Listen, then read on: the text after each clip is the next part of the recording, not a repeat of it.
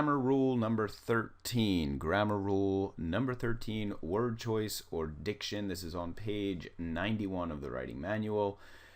First of all, you should know that word choice and diction are just two terms that describe the same rule. They mean the same thing. What do they mean? They mean exactly what they sound like. Word choice is exactly what this rule is all about. It's about choosing the right word depending upon the context of the sentence. Now, vocabulary is mainly confined to the critical reading sections on the SAT, but unfortunately for those of you that struggle with vocabulary, vocabulary does rear its ugly head on the writing sections as well, just in a slightly different way. The way that ETS will test vocabulary, you could even call this rule vocabulary as well.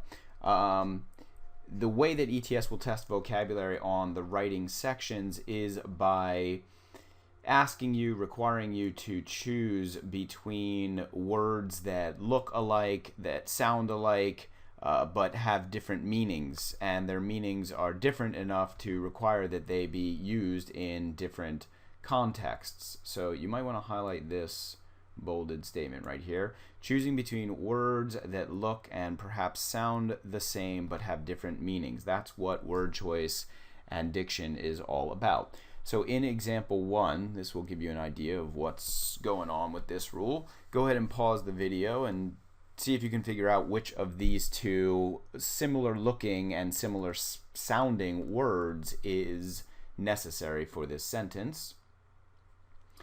So in example 1, we have, in his lecture, the professor made blank to several obscure books referencing works that few of his students had ever read.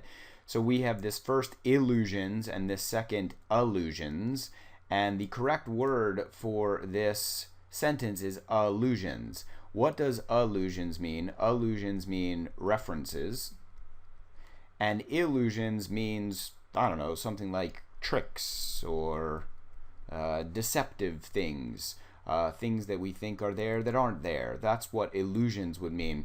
Based on the context of this sentence and the fact that right here at the end of the sentence it says that the professor was referencing works that few of his students had ever read, it makes sense that allusions would be the better vocabulary choice, the better word choice than illusions. Illusions would make very little sense. Actually, it would make no sense in this sentence. That's what word choice is all about. We are choosing between words that look alike, that possibly even sound alike. Sometimes the two words even have slightly similar meanings, but based on the context of the sentence, we're going to have to decide if the word that ETS has offered us is correct.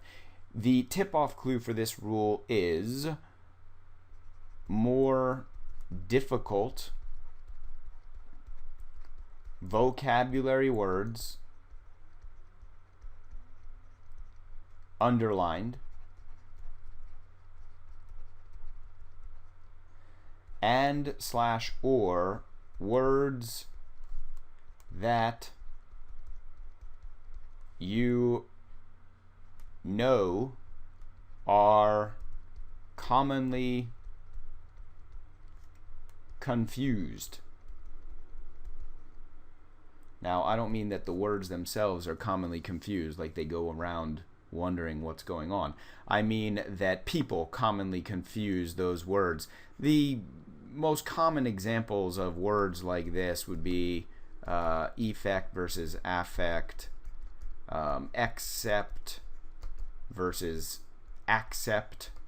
Now, ETS actually does not tend to test these words so much. They tend to stick to somewhat harder vocabulary words. So again, if you see more difficult vocabulary words underlined or words that you know are commonly confused, you've got to check word choice or diction.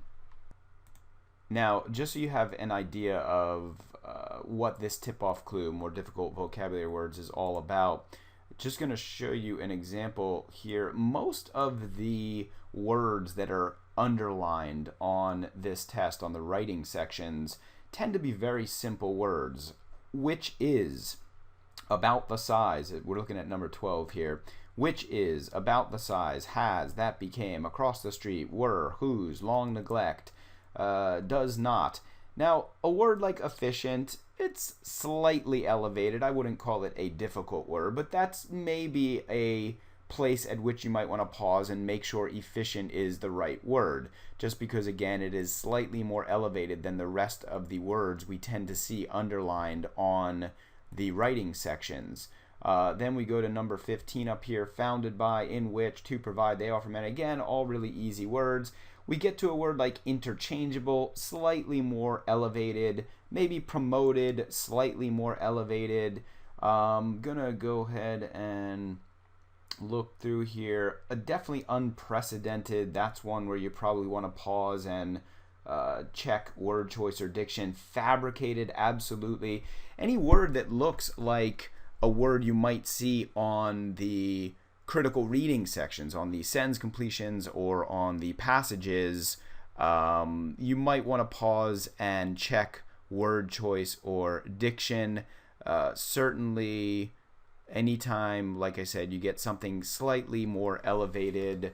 There are none here. These are all pretty simple words, but yeah, anytime you see something that's slightly more elevated, you might want to check this rule, word choice or diction. So now what we have got is a few examples so you can see how this rule is going to work. Examples 2 and 3, pause the video, do them on your own.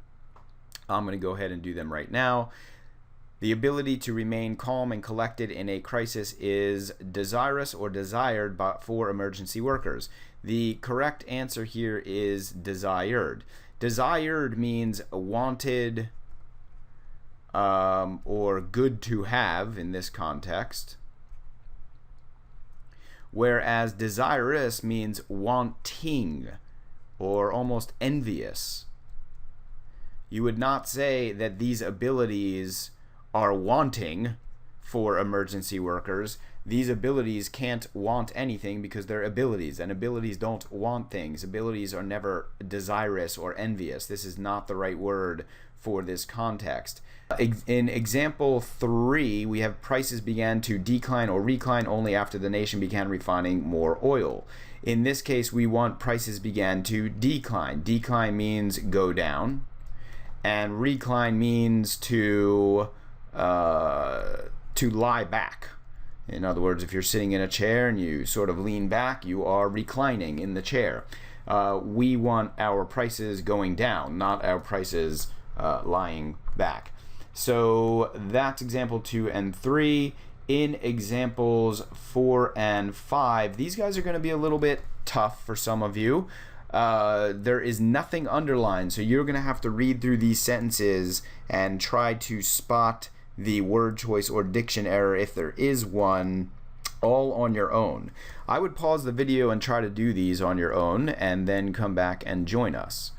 In example 4, we have Kayla liked the apartment because the mountains were visual from nearly every room.